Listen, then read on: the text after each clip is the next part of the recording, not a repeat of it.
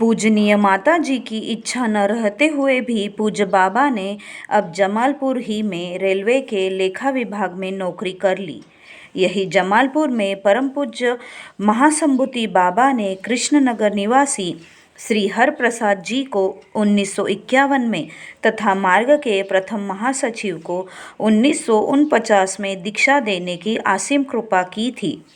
पूज्य बाबा परम मातृभक्त होते हुए भी अपने पारिवारिक दायित्व को ध्यान में रख नौकरी कर ही लिए। यद्यपि सुश्री मात्रा जी चाहती थी कि पूज्य बाबा अभी और आगे पढ़े। परिवार की सारी व्यवस्था पूजनीय माता जी ही करती थी, अतः पूज्य बाबा अपना पूरा वेतन माता जी को ही समर्पित कर देते थे। माता जी जो कुछ भी पूज्य बाबा को जेब खर्च के लिए देते, उस पैसे से बाबा ज़रूरतमंदों की सेवा करते या फिर पूजनीय माता जी के लिए ही फल फूल लाकर देते।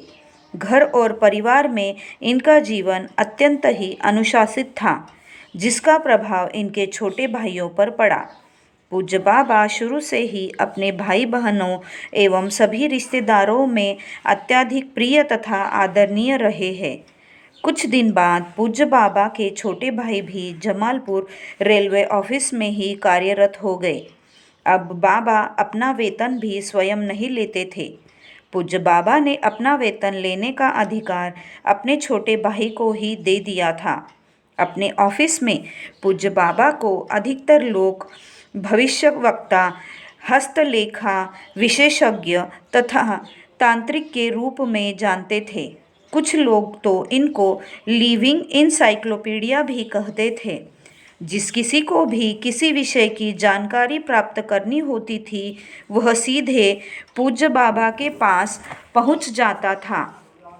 पूज्य बाबा अपने ऑफिस का सभी कार्य समय से पहले ही पूरा कर लेते थे और समय बचने पर मिलने वालों को नैतिकता का पाठ सिखाते थे।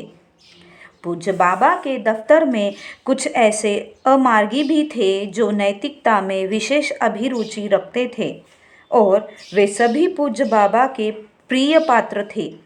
ऐसे प्रिय पात्रों में श्री शंकर मुखर्जी तथा श्री विमल चंद्र मित्र का नाम विशेष रूप से उल्लेखनीय है। पूज्य बाबा अनुशासनिक एवं प्रशासनिक काम में बहुत ही कड़ाई से काम लेते थे। पूज्य बाबा को सदा प्रसन्न मुद्रा में देख इनके दफ्तर ही के एक सज्जन ने पूज्य बाबा को आनंद मूर्ति नाम दिया था और पूज्य बाबा ने उसे सहर्ष स्वीकार किया था। वे सज्जन शास्त्रों में विशेष अभिरुचि रखते थे और पूज्य बाबा से शास्त्रों के विषय में जब कभी भी मौका मिलता तो वार्तालाप करते। पूज्य बाबा ने ही बताया था कि उन सज्जन को संस्कृत का भी अच्छा ज्ञान था। पूज्य बाबा ने उस सज्जन का नाम भी बताया था, परंतु आज इतने दिन बाद नाम स्मरण नहीं आता। समय बीतता गया और पूज्य बाबा के तीसरे और चौथे छोटे भाई भी नौकरी में आ गए। अब तक पूज्य बाबा को पारिवारिक दायित्व निभाते हुए ही मार्ग का संचालन करना पड़ता था, परंतु अब सभी भाइयों के काम में लग जाने से पूज्य बाबा मार्ग के संचालन में विशेष समय देने लगे और कुछ काल बाद तो नौकरी से त्यागपत्र दे और घर छोड़ सदा के लिए मार्ग का संचालन करने लगे।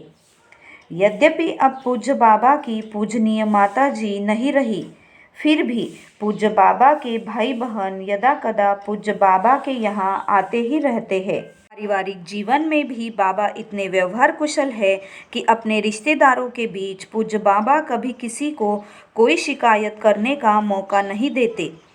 अनुशासन प्रिय होते हुए भी पूज्य बाबा मार्गियों के युक्ति संगत आचरण को पसंद करते हैं। एक बार की घटना है कि मुझे कुछ साधना संबंधी बातें पूज्य बाबा से पूछनी थी, परंतु पूज्य बाबा उन दिनों इतने व्यस्त थे कि मुझे पूछने का मौका ही नहीं मिलता था। जब भी मैं पूज्य बाबा के यहाँ जाता तो उनको अत्यधिक व्यस्त पाता। कई बार कोशिश करने के बाद भी जब मुझे पूछने का सुयोग नहीं मिला तो लाचार हो मुझे व्यवस्थापक जी से सारी बातें बतानी पड़ी और मैंने उनसे आग्रह किया कि वे पूज्य बाबा से मेरी बातों का निदान पूछकर बताएं। व्यवस्थापक जी ने पूज्य बाबा से पूछकर मुझे बता दिया। उस दिन भी और दिन की तरह संध्या समय मैं पूज्य बाबा को प्रणाम करने उनके निवास पर गया और प्रणाम करने के बाद उनके टहलने में साथ हो लिया। अब आज पूज्य बाबा की कृपामयी लीला देखे। आज उनके साथ टहलने में मैं अकेला ही रहा। कुछ दूर टहलने के बाद पूज्य बाबा ने पूछा कि तुम्हारे तो आचार्य और गुरु दोनों ही मैं हूँ, फिर तुमने अपने साधना संबंधी बातें व्यवस्थापक जी से क्यों कहलवाई? पूज्य बाबा के इस प्रश्न को सुनते ही मुझे दीक्षा के समय की गई प्रतिज्ञा याद आ गई और मैं स्तब्ध रह गया। मैंने कहा कि बाबा, कई दिन प्रयास करने पर भी जब आपसे स्वयं पूछने का मौका नहीं मिला तो मैंने व्यवस्थापक जी से आग्रह किया कि वे आपसे पूछने का कष्ट करें, क्योंकि वे मार्ग के जनरल सेक्रेटरी भी तो हैं। पूज्य बाबा ने कहा कि अच्छा, तो तुमने उनसे जनरल सेक्रेटरी की हैसियत से पूछने को कहा था? मैंने कहा, जी बाबा। पूज्य बाबा ने इस उत्तर को युक्ति संगत समझकर कहा कि तब ठीक है। जब तक प्रयास करता रहा तब तक समय नहीं मिला और जब निराश हो गया तो पूज्य बाबा ने उस दिन पूरा समय भी दे दिया।